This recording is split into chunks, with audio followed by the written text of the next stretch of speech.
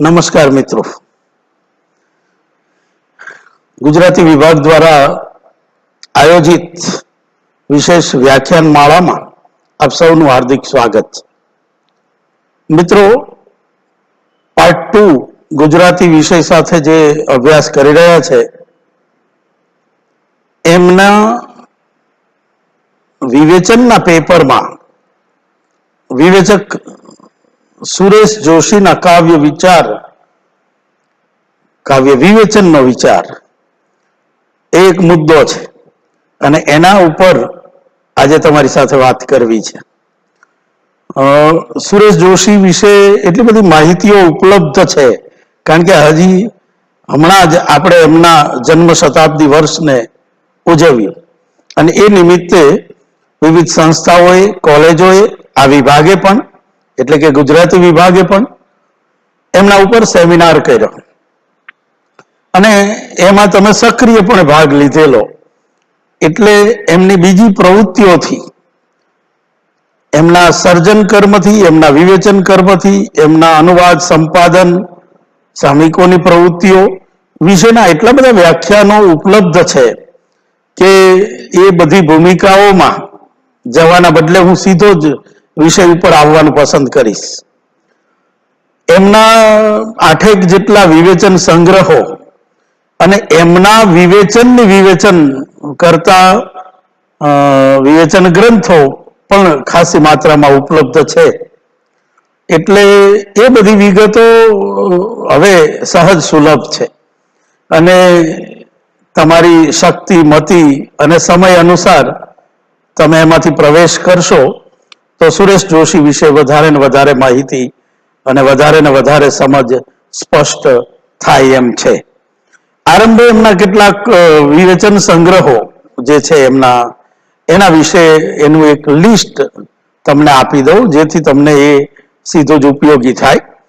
કિંચિત, ગુજરાતી કવિતાનો આસ્વાદ, કથોપકથન, કાવ્ય ચર્ચા, શૃણવંતુ, અરણ્ય રુદન, ચિંતયામી મનસા અને અષ્ટમો અધ્યાય એ એમના વિવેચનના ગ્રંથો છે.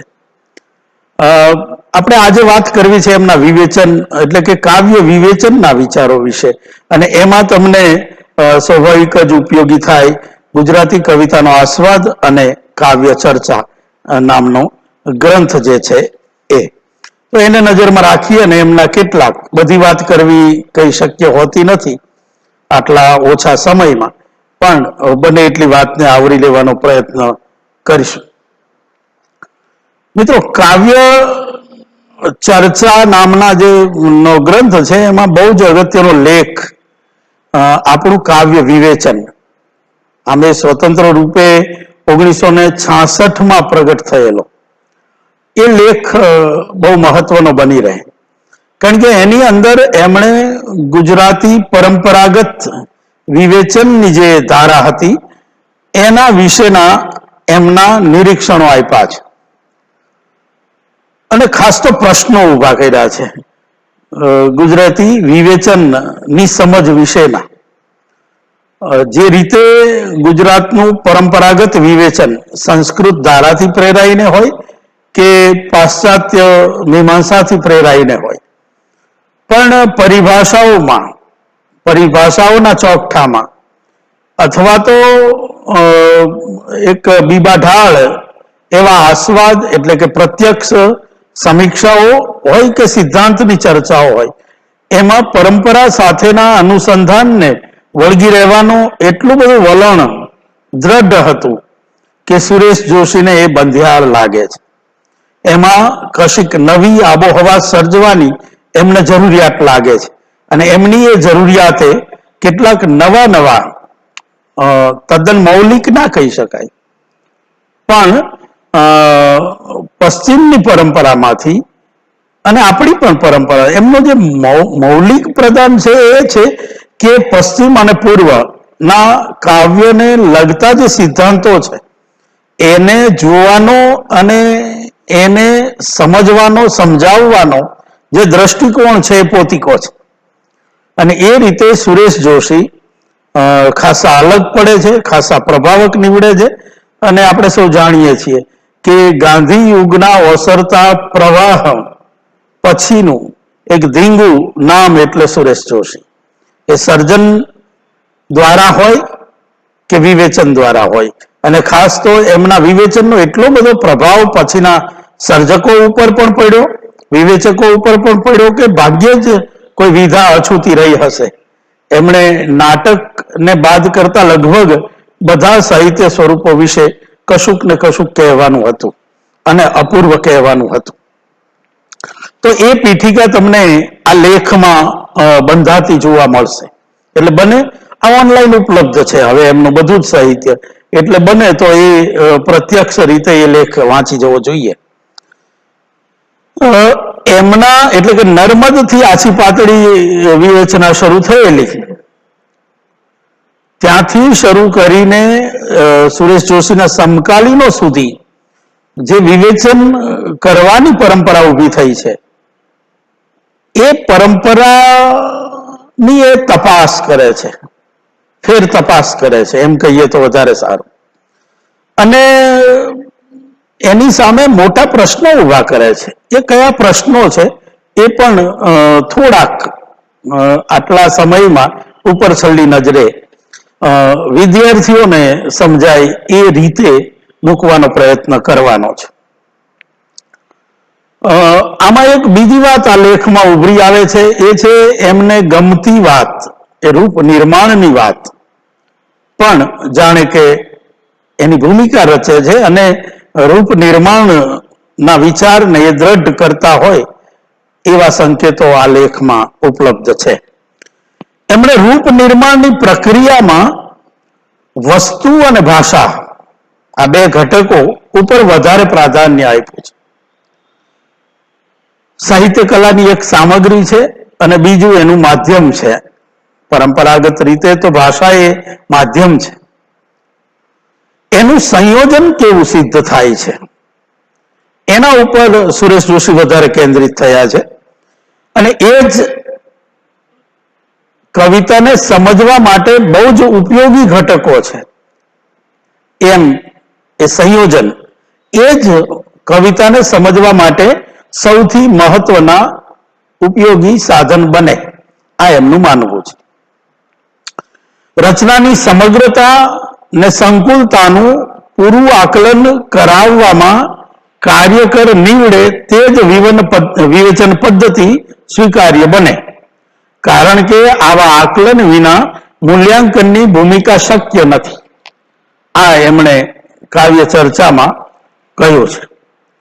એ સ્પષ્ટ કરે છે કે કલાકૃતિને સમજવા માટે વૈજ્ઞાનિક અને વાસ્તવિક ભૂમિકાને બદલે સમકાલીન અને પૂર્વકાલીન વિવેચનાની પીઠિકા ઉપર આધારિત થવાથી એમાં મર્યાદાઓ પ્રવેશી છે. આ એમણે નિદાન કર્યું છે કે ગુજરાતી વિવેચનમાં કઈ મર્યાદાઓ આવી અને એનું કારણ શું. તો કે એમાં આપણે પૂર્વકાલીન વિવેચનાની પીઠિકાને અકબંધ રીતે રાખવાનો પ્રયાસ કર્યો અને સમકાલીન પ્રશ્નોને પણ કેન્દ્રમાં રાખ્યા. એ કારણે કાવ્ય વિવેચનમાં સમસ્યાઓ સર્જાય છે. એના બદલે શું રાખવું જોઈએ, તો કે એ વસ્તુનું રૂપાંતરણ કેવું થયું છે, એ રૂપાંતરણ ઉપર બહુ ભાર મૂકે છે અને એનું કારણ છે. સુરેશ જોશી સીધી રીતે કહે છે કે વ્યવહાર જગતથી કાવ્ય જગત જુદું છે. આ સુરેશ જોશી જ નથી કહેતા, આચાર્ય ભરતથી શરૂ કરી અને આપણા બધા જ કાવ્યાચાર્યોએ આ વાત સ્વીકારી છે. એરિસ્ટોટલ, પ્લેટો થી માંડી કોલરીજ અને એલિયટ સુધી આવીએ ત્યાં સુધી જુદા જુદા રૂપે આ વાતનો સ્વીકાર લગભગ બધાએ કર્યો છે કે સામગ્રીનું રૂપાંતર કરવામાં જ કલાકારનું મહત્વ રહેલું છે. આજુબાજુ દેખાતું જગત, આપણી ઇન્દ્રિયોથી અનુભવાતું જગત, અનુભવનું જગત જ્યાં પૂરું થાય છે એ પછીના જે અનુભવો છે, આપણને વિસ્મયમાં મૂકી દેતી બાબતોનું જગત, આપણને ચિત્તમાં, આપણા ચિત્તને સંક્ષોભમાં મૂકતી ઘટનાઓનું કે સંવેદનાઓનું, ઉર્મિઓનું જે આખું જગત આપણે અનુભવીએ છીએ જીવન દરમિયાન, એ જગતને જો સીધે સીધું જ ફોટોગ્રાફ રૂપે મૂકી દેવાનું હોય, જે કામ મોટા ભાગે જાડી કલાઓ કરે, એટલે કે નાટક અથવા તો દ્રશ્ય શ્રાવ્યની કલા, આજની જે તોતિંગ માધ્યમ બન્યું છે એ ફિલ્મ કલા હોય, એ માધ્યમો આપણને આપણા જ જગતના રૂપોને મોટા ભાગે યથાતથ રૂપમાં મૂકી આપતા હોય છે. અને જો એમ જ કરવાનું હોય તો એ માધ્યમો છે, પણ કવિતા એ રીતે નથી કરતી. સુરેશ જોશી કહે છે કે કવિતાનું માધ્યમ થોડું જુદું છે, સાહિત્યનું માધ્યમ જુદું છે. શબ્દથી એ આ બધા જ પેલા ઇન્દ્રિય બોધ કરાવતા જગતથી થતા અનુભવોને રૂપાંતરિત કરી નાખે છે ભાષાના સંકેતોમાં, સંકેતોની આવલીઓમાં, ભાષાના જુદા જુદા જે ઘટક તત્વો છે એના દ્વારા. સર્જકની અહીંયા વિશેષતા પડેલી છે. સર્જકનું જે બહુમાન છે, સર્જકની જે ચેલેન્જ છે, એનું કારણ એની આ રૂપાંતર કરવાની ક્ષમતા ઉપર છે, એવું સુરેશ જોશીનું માનવું છે, દ્રઢપણે માને છે.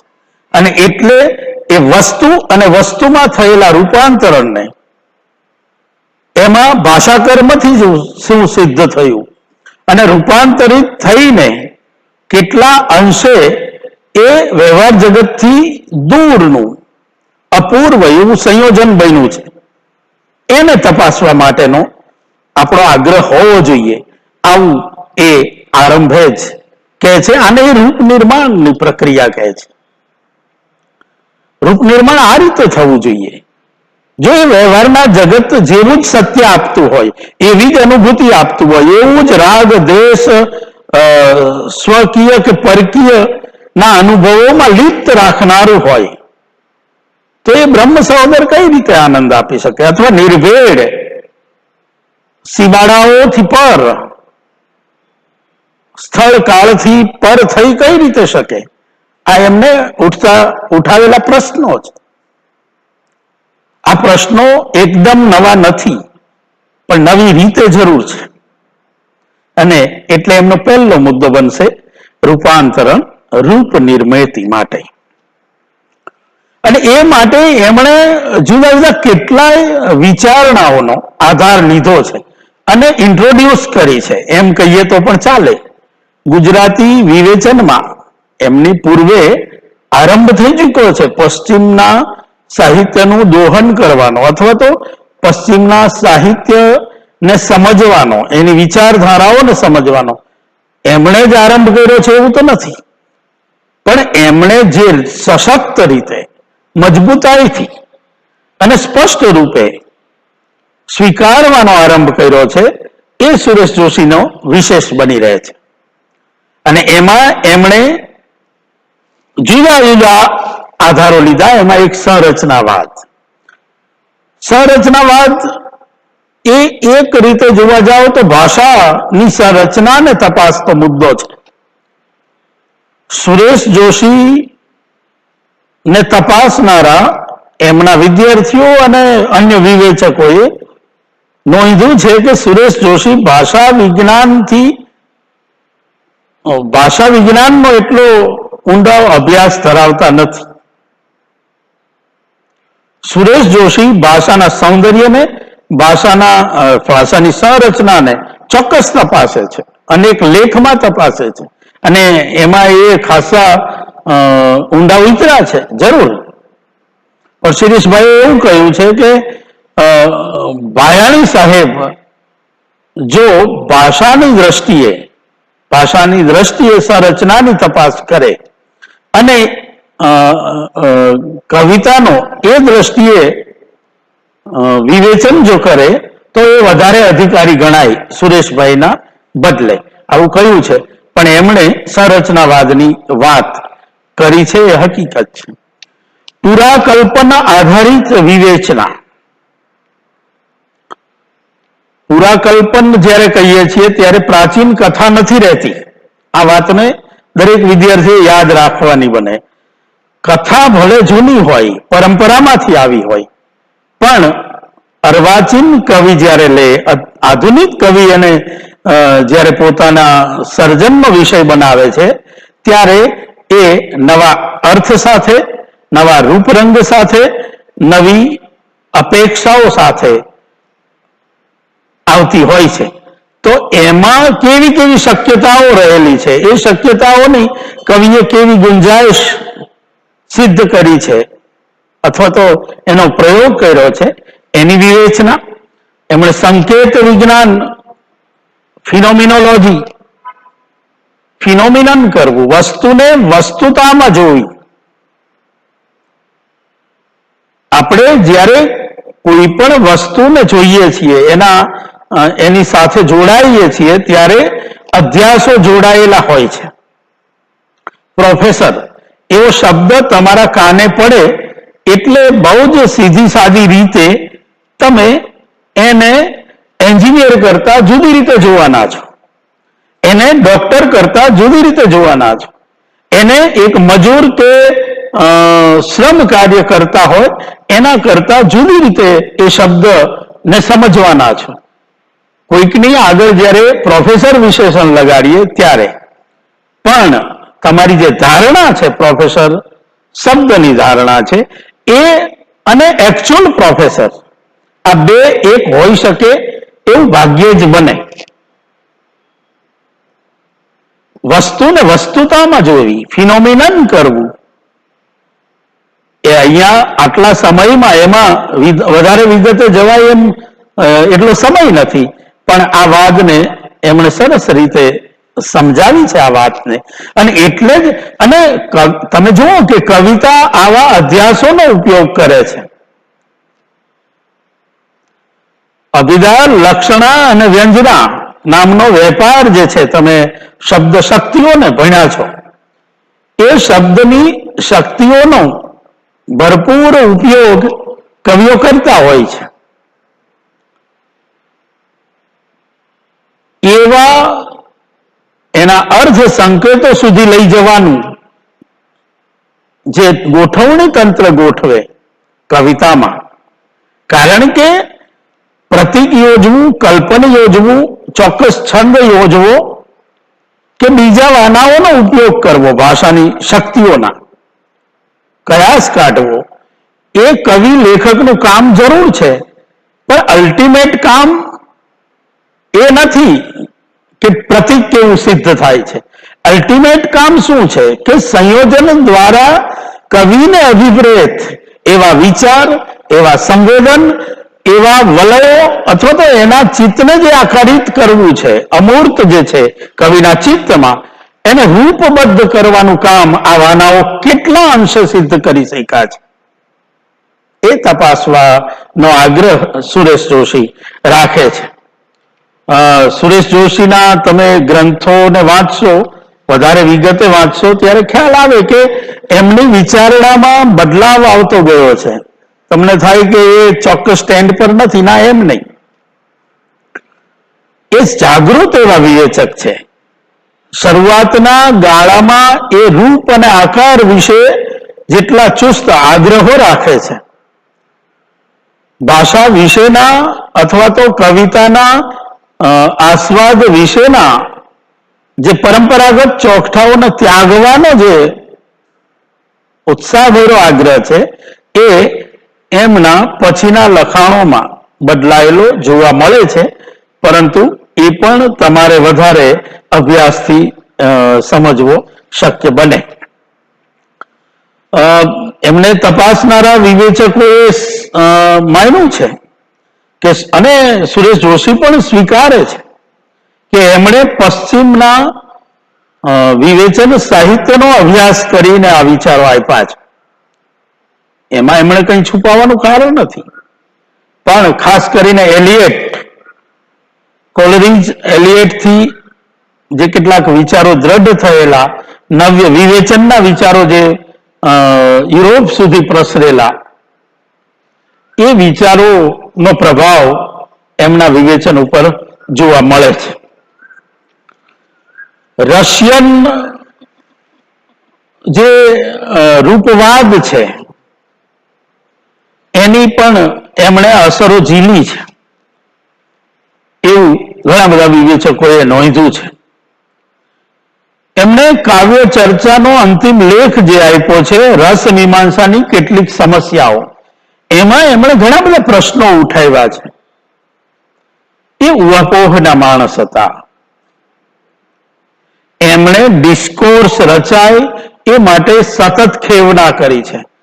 એ અંગત પત્રોમાં ચર્ચા હોય, એ એમના દ્વારા પ્રકાશિત થતા જુદા જુદા સામયિકોમાં ચાલતી પત્ર ચર્ચા રૂપે હોય, કે એમના લેખોમાં ઉઠાવાતા પ્રશ્નો દ્વારા હોય, એક વાતાવરણ ઊભું કરવું. ગુજરાતી સાહિત્યમાં વિવેચનની એક મોટી ભૂમિકા સર્જાય, ગુજરાતી વિવેચન એક દિશા એની વળ બદલે એ માટેના એમના પ્રયત્નો અભૂતપૂર્વ છે અને એવો કોઈ બીજો જોટો મળે એમ નથી. એમણે જે પ્રશ્નો ઉઠાવ્યા એ એકદમ જોશો એટલે ખ્યાલ આવશે. એ સમકાલીન કે સામાજિક મૂલ્યો પ્રત્યે ઉદાસીન રહી શકે? હવે આના બે તરફી અભિપ્રાયો મળે. જો એ રૂપ નિર્માણની વાત કરે છે ત્યારે આ પ્રશ્ન પૂછે છે સહેતુક છે કે કવિ ક્યારેય સમકાલીન કે સામાજિક મૂલ્યો પ્રત્યે ઉદાસીન રહી શકે? રહેવું જોઈએ? પૂછે છે. મૂલ્યોને આધારે જો રહે તો એ સ્વાયત્ત રહી શકે? આ બીજો પ્રશ્ન દાગે છે. ત્રીજો પ્રશ્ન, અમુક એક યુગમાં જીવતો કલાકાર પોતાના દેશ કાળથી શી રીતે નિર્લેપ રહી શકે? જો એમ ન થઈ શકતું હોય તો એની કૃતિ બીજા દેશકાળથી શી રીતે આસ્વાદ્ય બની શકે? રશિયન કવિ કે વાર્તાકાર ભારતમાં પ્રસ્તુત શા માટે થઈ શકે? આ બધા પ્રશ્નો પાછળનો એમનો આશય રૂપ નિર્માણ સિદ્ધ કરવા તરફ લઈ જશે. કલાકારની સ્વતંત્રતા, કલાકારનું મહત્વ અને સમાજ સુધારકો કે બીજાથી અલગ છે, ફિલોસોફરોથી. ફિલોસોફરનું કામ છે તત્વ ચિંતન કરવું, પણ આખરે તો એનો ઉદ્દેશ છે જીવ જગત અને ઈશ્વરની વિચારણા કરવી, એના સંબંધને સમજવો, એના અસ્તિત્વને સમજવું. એ ફિલોસોફીનો વિષય છે. કદાચ સર્જનનો એક પાર્ટ હોઈ શકે આ પ્રશ્નો, પણ એનાથી એણે સમાજને અસર કરી અને બદલવો છે કે નથી બદલવો એવા ભાવ સાથે એ સક્રિય થઈ શકે ખરો? આવા પ્રશ્નો છે. એ કાલાતીત ચિરંજીવ શી રીતે બને? સર્વકાલીન, સર્વ સ્થળે એ પ્રસ્તુત હોય એવો કવિ કઈ રીતે બને? કલાકૃતિનું મહત્વ શેમાં રહેલું છે? એની વિશિષ્ટ રૂપરચનામાં રહેલું છે કે એમાં પ્રગટ થતા કથયિત્વમાં રહેલું છે? આ પ્રશ્ન આપણે ત્યાં એમણે બહુ જ ગંભીર રીતે છેડેલો ને એની અસરો ગજબની થઈ. અને અત્યારે પણ એ પ્રશ્ન જાણે અજાણે પ્રસ્તુત છે. તમને કવિતામાં રૂપ સિદ્ધ થાય છે, સંયોજન સિદ્ધ થાય છે, એમાં મજા પડે છે અથવા એમાં રસ હોવો જોઈએ કે એમાં આલેખાયેલ કથયિત્વમાં રસ હોવો જોઈએ, કથનમાં, વસ્તુમાં રસ હોવો જોઈએ? કલાકૃતિની ગુણવત્તા વિશેના નિર્ણયોમાં એક વાક્યતા સંભવી શકે ખરી? ગમે એટલા વૈજ્ઞાનિક થાવ, ગમે એટલા પરંપરાગત દ્રષ્ટિથી કરો, આવી એક વાક્યતા આવી શકે? આ એમનો પ્રશ્ન છે. કાવ્ય ચર્ચા નામના ગ્રંથમાં આવા પ્રશ્નો બહુ જ મહત્વના બની રહ્યા છે. સમયના અભાવે બીજું સ્કીપ કરી અને તમારી સામે એમનું બીજું મહત્વનો જે એમનું બહુ જ મોટું કામ ગણાયું છે એ છે ગુજરાતી કવિતાનો આસ્વાદ.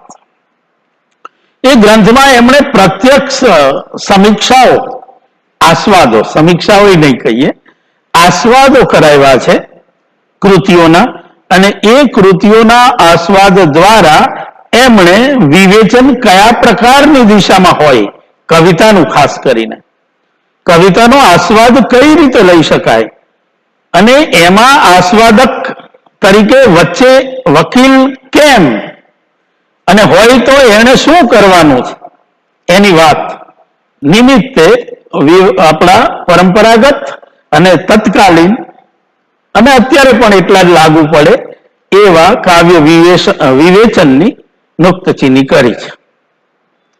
એમણે આ સંપાદન જે કર્યું, એમણે આસ્વાદોનું સંપાદન કર્યું, એના માટે એમણે શું ભૂમિકા હતી, એમાં એ પ્રશ્ન પૂછે છે જે આનંદ શંકરે 35 વર્ષ પહેલા પૂછેલો, એનો આધાર લઈ અને એ લખે છે. ગુજરાત વિવેચન ભૂખ્યું છે, પણ તે કરતા એ રસપાનનું તરસું હોત તો વધારે સારું નહીં? આવું આનંદ શંકર ધ્રુવે પૂછેલું. સુરેશ જોશી કહે છે કે 35 વર્ષ પછી પણ આ પ્રશ્ન એટલો જ પ્રસ્તુત લાગે છે, અને ખરેખર એ માર્ગે પ્રસ્થાન કર્યું હોત ગુજરાતી વિવેચને તો કદાચ જુદી દિશા હોત, તો કદાચ વધારે સારી દશા હોત.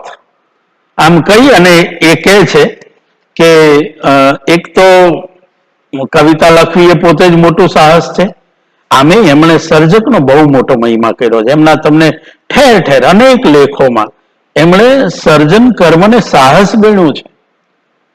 આજની જેમ રમત નહીં. મોટા ભાગે આજે તમને પ્રેસ આવવાના કારણે, સમૂહ માધ્યમો આવવાના કારણે જે રીતે ગમે તેવી રચનાઓ પ્રગટ થાય છે, એ વાતનો વિરોધ સુરેશ જોશીએ કરતા કીધું છે કે શબ્દ પાડવો ને એ સહેલું કામ નથી, એ સાહસનું કામ છે. અને એ સાહસ વિશે કહેવું ને એ તો અતિ સાહસ છે. એટલે કે બીજી કવિતાનો આસ્વાદ કરવો કે સમીક્ષા કરવી, એની મર્યાદાઓ કે એના ગુણ કે દોષ બતાવવા એ વધારે સાહસનું કામ છે, પડકારનું કામ છે. અને એમાંય જો એ કવિ સમકાલીન હોય, તમારા સમયનો હોય, અને જો આવું કરવા જાઓ તો એ દુસ્સાહસ જ છે. આ એક હળવા ટોનમાં પણ એમણે બહુ મોટી વાત આપણી સામે કરી છે.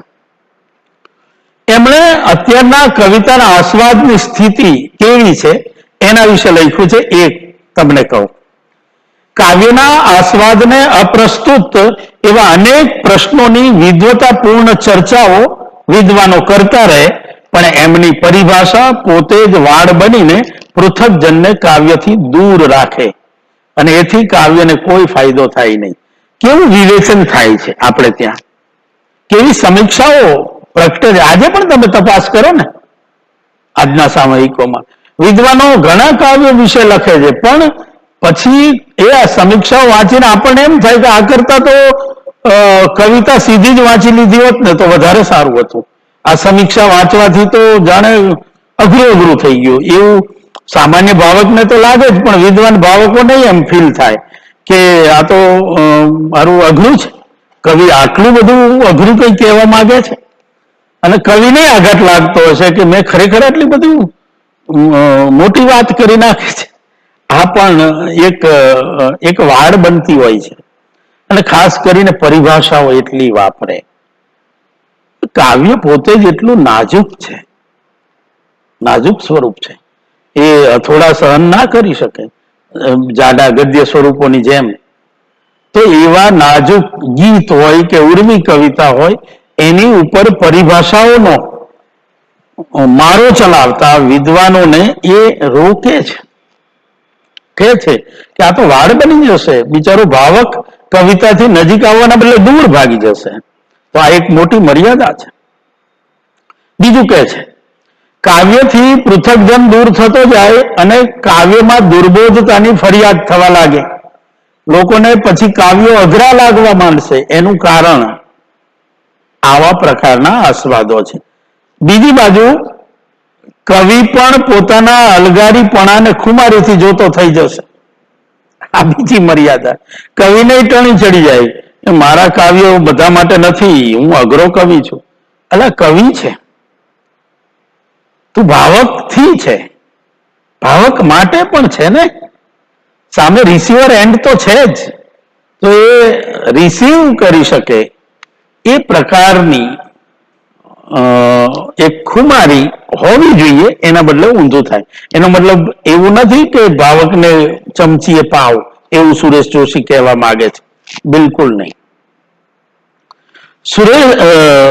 સુરેશ જોશી આગળ કહે છે, રસ મીમાંસાની શાસ્ત્રીય પરિભાષાના ચોકઠામાં કાવ્યને તરકીબથી ગોઠવી આપવાને બદલે જાણે પોતે કાવ્યના સર્જનની પ્રક્રિયાનો સાક્ષી હોય એ રીતે એની રચના પ્રક્રિયાનો પ્રત્યક્ષ પરિચય કરાવવાનો પ્રયત્ન કરવો જોઈએ. એ કહે છે કે અનુસર્જનની જેમ સર્જકની સાથે સમાંતરે આસ્વાદક સમાન પ્રક્રિયામાં જોડાતો હોય. જો આવી ગલીકૂચીઓ છે, આ ભાવ જગત છે, આ રસ જગત છે, આ કાવ્યની અંદર આવા સંકેતો પડ્યા છે, આવા વિચાર પડ્યા છે, આવું સત્ય પડ્યું છે, એને એક મિત્ર દાવે, એની સાથે આંગળી પકડીને ચાલે ભાવક. એ રીતે બતાવવાનું કામ વિવેચકનું છે, આસ્વાદકનું છે. આવું સુરેશ જોશી કહે છે, જેની ઉપર આપણે દુર્બોધ કરી નાખ્યું એવો આળ ચડાવીએ છીએ. એ આળ થવાના કારણો જુદા છે. એ શક્ય હશે તો આપણે વિવેચક સુરેશ જોશીની વાત કરીએ ત્યારે કરશું. તો કઈ રીતે આસ્વાદ કરવો એની વાત એ કરે છે. વ્યવહારના અનુભવમાંથી પ્રાપ્ત થતા ઉપાદાનને કવિ પોતાની વિશિષ્ટ શક્તિથી આગવું રૂપ આપીને રસાસ્વાદની સામગ્રીમાં કેવી રીતે પલટી નાખે છે તે બતાવવાનો પ્રયત્ન કરવો જોઈએ. આવું કહે છે. જીવનમાં જે પડ્યું છે એ સામગ્રી કેવી તો રૂપાયન સિદ્ધ કરી શકી છે. એમાં કેવો બદલાવ આવી ગયો છે. રોડ ઉપર થતો અકસ્માત અને કાવ્યમાં બતાવાતો અકસ્માત બંને એક સરખી અસર નથી નિપજાવી શકતા. વ્યવહાર જગતની અસર તત્કાલીન કદાચ અરેરાટી ફેલાવે. તમે પસાર થતા હોય 4 રસ્તેથી અને કોઈ પાડો 4 રસ્તા પર મરી જાય, કોઈક વાહનમાં આવીને કપાઈ જાય અને અરેરાટી ફેલાય. એ અરેરાટી અને હસમુખભાઈના કાવ્યમાં ફેલાય. રોડ પર જે થાય, ક્રોસ પર જે થાય છે તે થઈ ગયું એમ કરીને એ કવિતાની પંક્તિ આવે. હવે અહીંયા ક્રોસ રોડ, 4 રસ્તા, અને અહીંયા ખાલી ક્રોસ વાપરે. હવે ક્રોસ વાપરીને પછી ત્યાં પાડો વધેરાય. એ ક્રોસ એક ખાલી ક્રોસ નથી રહેતો. આપણને તરત ઈસુ ખ્રિસ્તનું અનુસંધાન કરાવી દે. જો આ શબ્દની તાકાત. હવે આને આપણે એની વિશેષતાને જો ના, એક દિવાલની 2 બાજુએ ઉભેલો હું મને મળી શકતો નથી. આ વાત આપણને જાડી રીતે જોવા જઈએ તો શું છે? એક દિવાલની 2 બાજુએ ઉભેલો હું, આપણી અંદર જ દિવાલો રચાયેલી છે.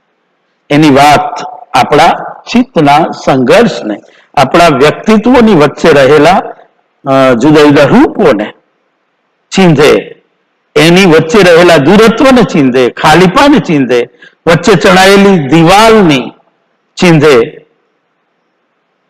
એક નહીં મળવું, એક જાતની એકલતાને ચીંધે. આ બધી બાબતો એક અમથી પંક્તિથી, એક અમથા વિશિષ્ટ સંયોજનથી સિદ્ધ થતી હોય. એની વાત આપણે જો આસ્વાદક તરીકે આંગળી ચાલીને ના બતાવીએ તો ના ચાલે. અને એનાથી કવિતાને નહીતર કોઈ લાભ નથી થતો. વ્યવહારમાં થતા સુખ દુઃખના અનુભવો અને આસ્વાદ, આ 2 વચ્ચેનો પાયાનો ભેદ ન સ્વીકારીએ તો તો કાવ્ય વિવેચનમાં મોટી ગૂંચ સર્જાય. આ આજે મોટા પાયે સર્જાઈ રહી છે. પ્રતિબદ્ધતાની જ્યારે વાત આવે છે, હું એનો વિરોધી નથી, પણ એટલું ચોક્કસ કહીશ કે પ્રતિબદ્ધ પ્રશ્નોથી ના ગજ લઈને જ્યારે કલાકૃતિને માપવા માટે આપણે નીકળીએ ત્યારે એના આસ્વાદમાં એક સમસામયિક તત્વ દાખલ થઈ જાય, એમાં એક લિમિટેડ એલિમેન્ટ દાખલ થઈ જાય, એક પ્રશ્ન પૂરતું, એક સ્થળ પૂરતું, એક સમાજ પૂરતું એ સંવેદના સ્થગિત થઈ જાય છે. કોઈ ઓસ્ટ્રેલિયનને, કોઈ અમેરિકનને એવા પ્રશ્નો નહીં સ્પર્શી શકે જો ચોક્કસ અભિગમથી, ચોક્કસ આશયથી, ચોક્કસ ઉપયોગથી કવિતામાં આલેખવામાં આવ્યા હશે. એ સંયોજન અમુક સમય પૂરતું ઠીક છે, ચાલે, પણ એનું લાંબા ગાળે એ અપ્રસ્તુત બનતું હોય છે. એટલે વિવેચનમાં આવી ગૂંચો સર્જાતી હોય છે. પછી એ પ્રશ્ન પાછો પૂછે આપણને, કાવ્યમાં આસ્વાદનો વિષય શું? કેટલાકને એમાં બહુ જ ચેતના આલેખી છે, ફલાણી ચેતના, નારી ચેતના, દલિત ચેતના, વંચિતોનું શાસ્ત્ર, ફલાણાનું શાસ્ત્ર, કુળનું, મૂળનું, દેશી, આ બધા મુદ્દાઓ કવિતામાં શોધવાના એમ પૂછે છે. કાવ્યમાં આસ્વાદવાનું શું? આપણને અભિમત એવી કશીક લાગણી, ઉર્મી, અભિગ્રહ, નૈતિક ભાવના આ શોધવાની કવિતામાં, કે પછી એ બધાને નિમિત્ત રૂપ લેખીને થતું અદ્વિતીય રૂપ નિર્માણ? આ કહે છે. અહીંયા આપણે સમજવું પડશે કે એમને શું કહેવું છે, અને એ એમનો આગ્રહ છે કે રૂપના નિર્માણને મહત્વ આપો, આકારને મહત્વ આપો, સૌંદર્ય સિદ્ધ થયું છે, સંયોજન સિદ્ધ થયું છે, એને આપો. અને એટલે એ કહે છે જો આ બધું ના સમજીએ તો આપણે કૃતિને જુદા જુદા કારણોથી સારી અથવા નઠારી ગણી કાઢીએ, તો એ વિવેચન પણ એકાંગી બની શકે. રસાસ્વાદની સામગ્રી વ્યવહારના અનુભવમાંથી જ નિપજાવી લેવાની હોય એ સાચું, એમ કે છે. રસાસ્વાદની સામગ્રી વ્યવહારના અનુભવમાંથી જ નિપજાવી લેવાની હોય છે એ સાચું, પણ એ કક્ષા સુધી પહોંચ્યા પહેલા જ જો આપણે અટકી જતા હોઈએ કે કવિ પણ પૂરતું તાટસ્થ્ય કે નિર્મમતા રાખી ન શકવાના કારણે પોતાના નિર્માણમાં પોતાના વ્યવહારિક વ્યક્તિત્વની આક્રમક વૃત્તિને જ વિગ્રહરૂપ બનતા ટાળી શકતો ન હોય તો આ રસાસ્વાદમાં ક્ષતિ થવાની. આ વાત આજના વિવેચને પણ ફરીથી એટલું જ સમજવાની જરૂર છે. એટલું કહીને ભાષા કર્મ ઉપર ભાર, આ હતું વસ્તુ ઉપર ભાર મૂક્યો, એને સમજવા, કવિતાને, સંયોજનને સમજવાની વાત એમણે કરી. હવે એમણે ભાષા વિશે જે વાત કરી, જમાનાની રફતાર તેજ છે, પરિવર્તનનો સમજી લઈએ એ પહેલા જ જમાનો તો ક્યાંયનો ક્યાંય આગળ વધી ગયો હોય છે. આવા પરિવર્તનો અને એ પરિસ્થિતિ પ્રત્યેના આપણા પ્રતિભાવો પર પડતી અસર, સાંભળજો બરાબર, યાંત્રિકતાના વધતા વર્ચસ્વને કારણે આપણું કુંઠિત થતું જતું ઉર્મી જીવન જેવી બાબતો પણ કાવ્ય અને બીજી સર્જનાત્મક પ્રવૃત્તિઓ પર અસર પાડે છે. સાક્ષર હોવા છતાં નિરક્ષરતાનો આપણને ક્ષણે ક્ષણે પરિચય થાય છે. આ જો એમણે સરસ વાત કરી છે ગતિની.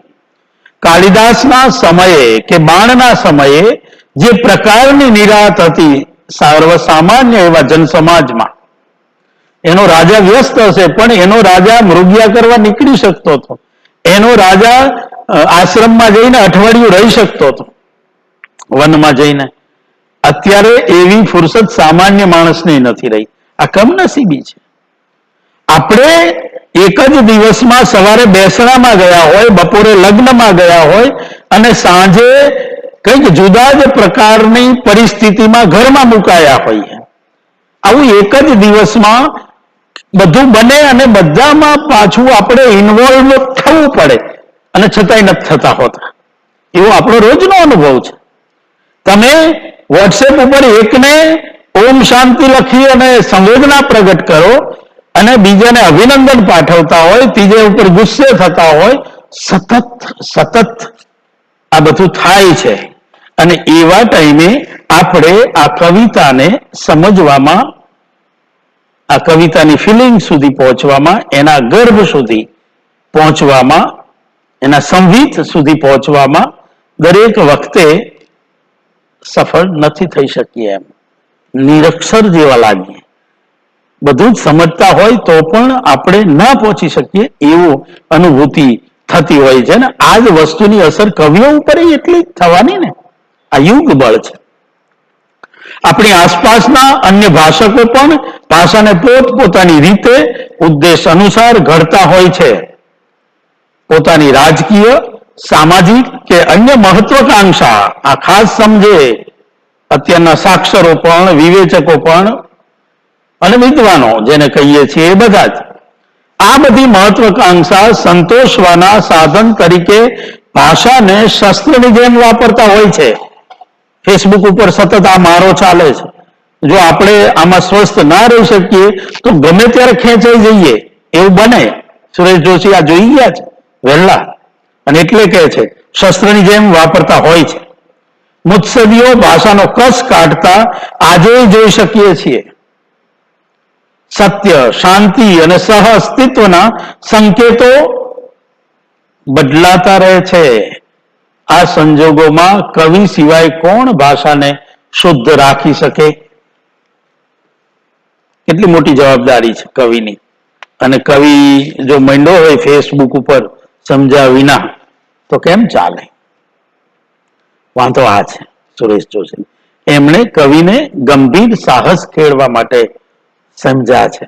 એ કવિને એવો એ ગમે છે, ઋષિ કક્ષાએ મૂકે છે. અને એટલે કહે છે કે આવા ફાસફૂસિયા પ્રશ્નોમાં ના જીવન બરબાદ કરવાનું. જીવનના ગંભીર એવા સત્યોને, જીવનના ભલે ગંભીર એટલે રસિક પણ હોય, નાજુક સંવેદનો પણ હોય, એના ઉપર અને એને રૂપાંતરણ કરવા ઉપર ફોકસ કરવાની વાત કરે છે. કવિ નવી ભાષા નથી ઘડતો. કવિ કઈ ભાષા થોડી નવી ઘડી નાખે છે.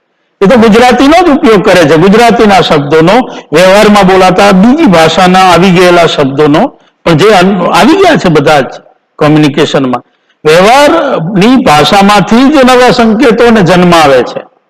એ એની તાકાત છે. એનો પોતાનો એક સંદર્ભો રચે છે. એ એની તાકાત છે. આપણા સૌના જે મૂળભૂત ભાવો છે, રતિ, ઉત્સાહ, જુગુપ્સા, કરુણા, નિર્વેદ જેવા ભાવો છે, પણ એનો વિશિષ્ટ રીતે સાક્ષાત કરવાની અનંત શક્યતાઓનો પરિચય કવિ કરાવતો હોય છે. આ બધું તો આપણે રૂટીન જીવનમાં અનુભવતા હોય પણ એના પ્રત્યે સભાન નથી હોતા.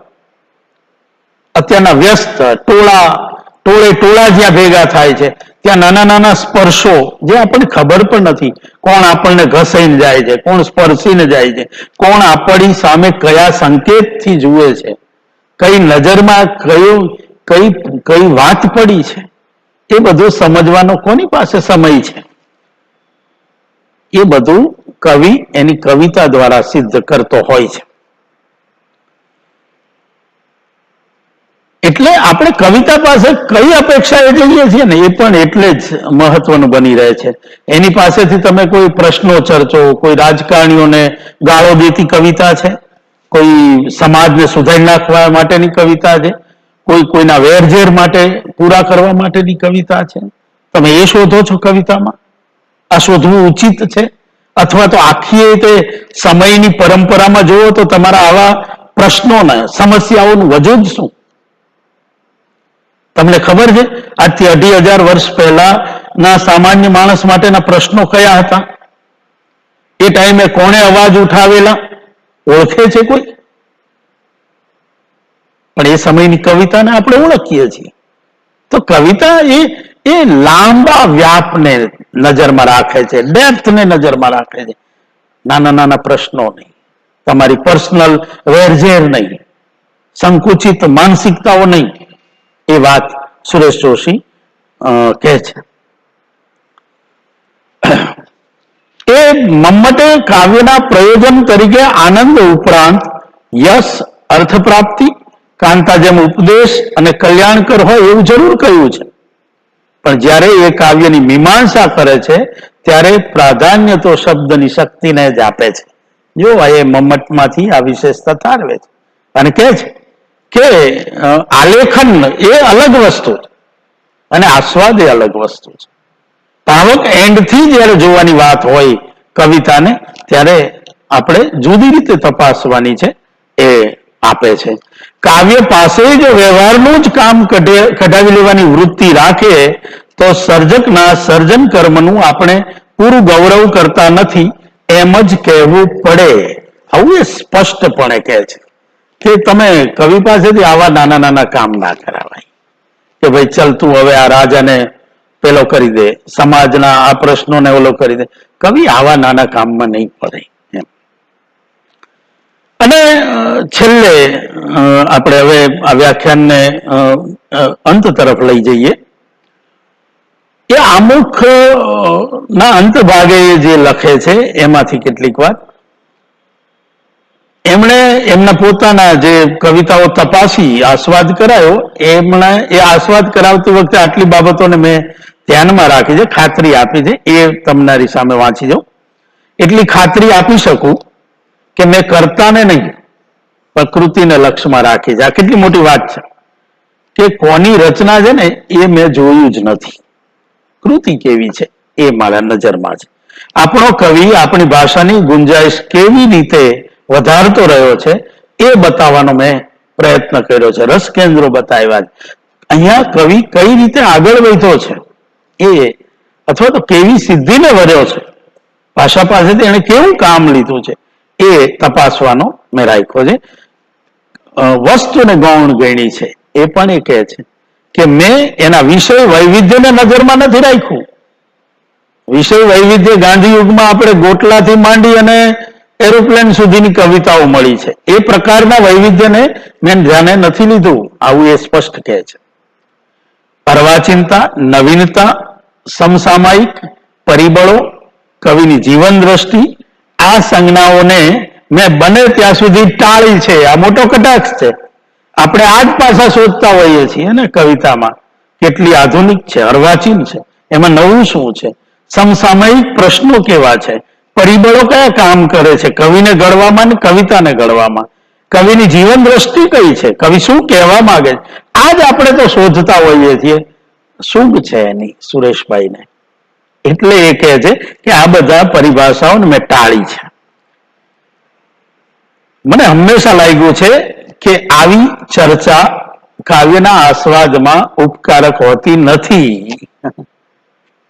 કાવ્ય વિશેની કોઈ નિશ્ચિત વિભાવનાને સંપ્રજ્ઞાતપણે મનમાં રાખીને, કોઈ ચોક્કસ વિભાવનાને મનમાં રાખીને એ માપથી કૃતિને મૂલવવાનો પ્રયત્ન કર્યો નથી.